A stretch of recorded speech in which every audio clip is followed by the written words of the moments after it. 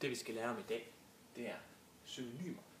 Synonymer er noget, man bruger for at gøre ens sprog mere nuanceret og mere detaljeret, og dermed gøre det mere præcist. Og sproget vil automatisk også blive bedre, hvis man bruger mange synonymer, så man ikke gentager de samme ord altid. Det skal selvfølgelig passe ind i den sammenhæng, som I skriver, det er klart. Men ordet, f.eks. frygt, vil man kunne fordele kunne bruge et synonym, som er angst, eller for eksempel bekymring. Der siger man stort set det samme, men alligevel med en lille variation, og sproget vil derfor blive mere nuanceret og blive bedre. Jeg har også lavet to eksempler hernede. Den første sætning: jeg gik ned ad vejen, jeg skulle hente min ven. Der vil ordet gik forhold kunne erstattes med spacere eller slendre eller vandre, alt efter hvad der passer bedst lige præcis i den her sætning.